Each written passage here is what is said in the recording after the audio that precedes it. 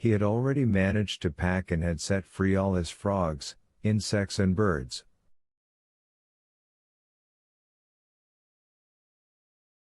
"You have come to say goodbye to me?" said Nikolai Petrovich, getting up to meet him.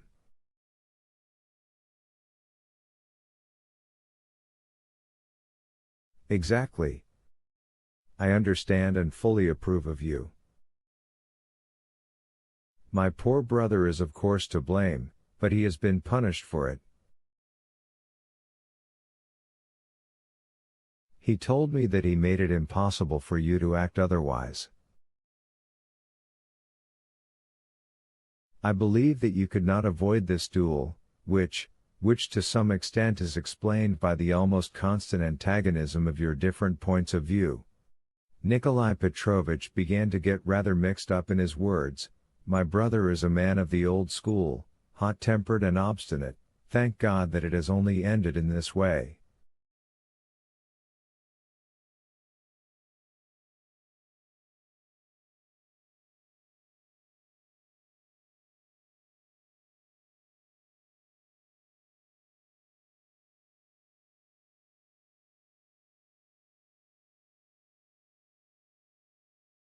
"I have taken all possible precautions to avoid publicity.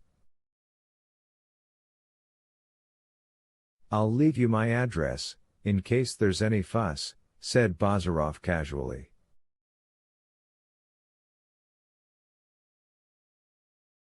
"I hope there will be no fuss, Yevgeny Vasilich. I am very sorry that your stay in my house should have come to such an end.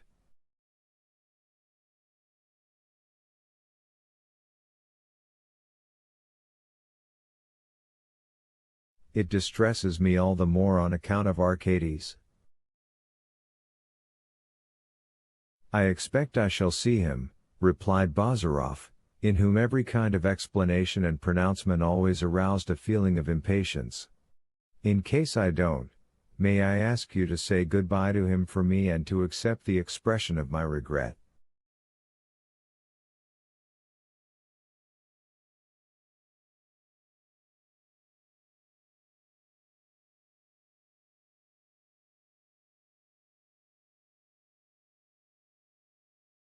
"And I, too, ask," began Nikolai Petrovich with a bow.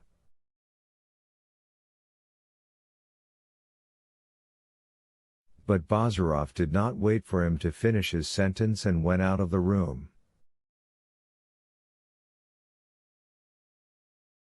On hearing that Bazarov was going, Pavel Petrovich expressed a desire to see him and shook him by the hand.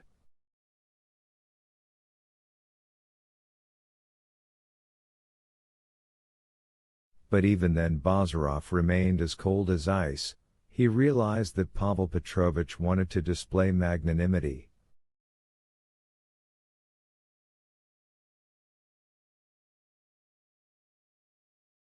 He found no opportunity of saying goodbye to Fenishka. He only exchanged glances with her from the window.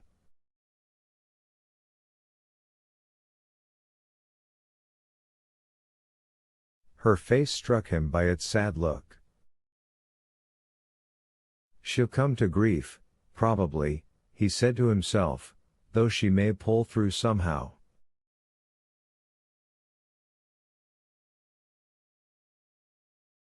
Pyotr, however, was so overcome that he wept on his shoulder, until Bazarov cooled him down by asking if he had a constant water supply in his eyes, and Dunyasha felt obliged to run away into the plantation to hide her emotion.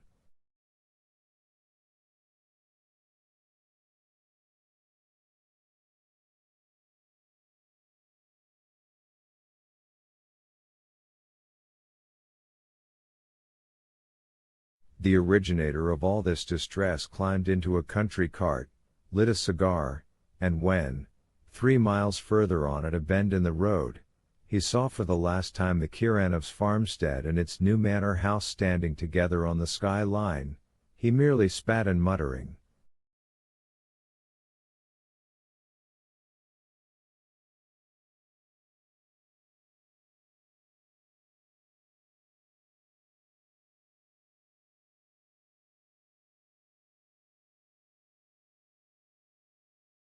damned nobleman, wrapped himself more tightly in his cloak. Pavel Petrovitch was soon better, but he had to lie in bed for about a week.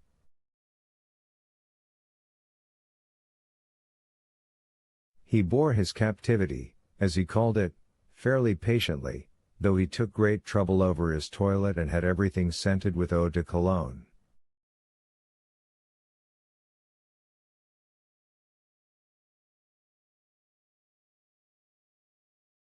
Nikolai Petrovitch read papers to him, Fenishka waited on him as before, brought him soup, lemonade, boiled eggs and tea, but a secret dread seized her every time she came into his room.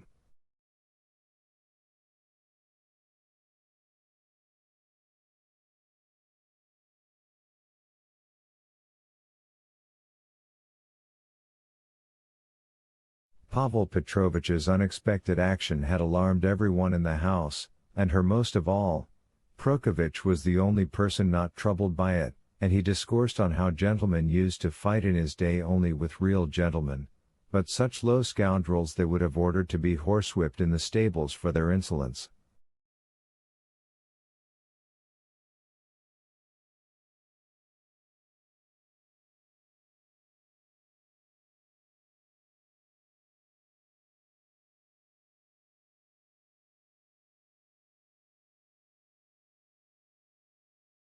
Fenishka's conscience scarcely reproached her, but she was tormented at times by the thought of the real cause of the quarrel, and Pavel Petrovitch, too, looked at her so strangely, so that even when her back was turned she felt his eyes fixed on her.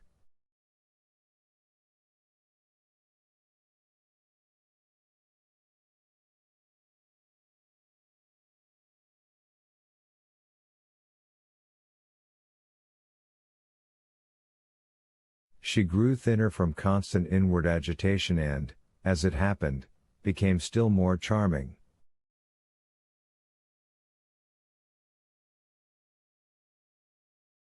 One day, the incident took place in the early morning. Pavel Petrovitch felt better and moved from his bed to the sofa, while Nikolai Petrovitch, having previously made inquiries about his brother's health, went off to the threshing floor.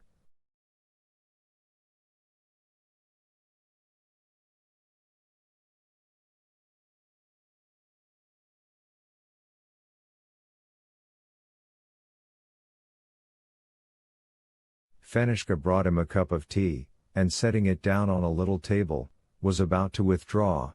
Pavel Petrovitch detained her.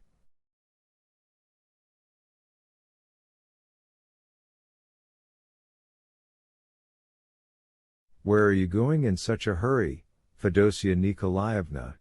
he began. "Are you so busy?"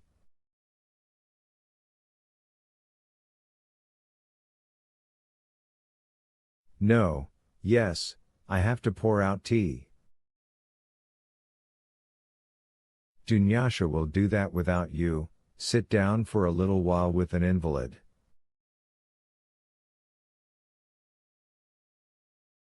"By the way, I must have a talk with you."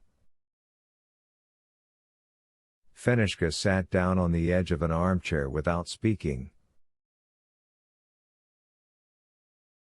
"Listen," said Pavel Petrovitch, pulling at his mustache, "I have wanted to ask you for a long time. You seem somehow afraid of me."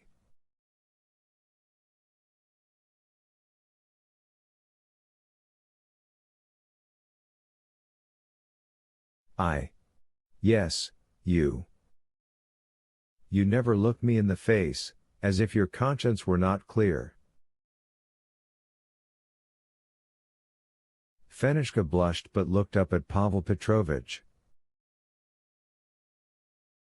He seemed so strange to her and her heart began quietly throbbing. "Surely you have a clear conscience?" he asked her. "Why should it not be clear?" she whispered. "Why indeed? Besides, whom could you have wronged?" "Me? That is unlikely. Any other people living in the house? That is also a fantastic idea. Could it be my brother? But surely you love him? I love him. With your whole soul, with your whole heart?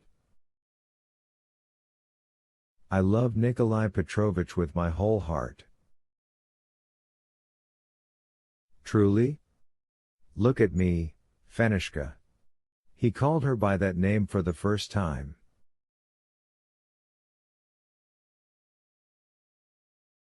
You know, it is a great sin to tell lies. I am not lying, Pavel Petrovich. If I did not love Nikolai Petrovich, there would be no point in my living any longer.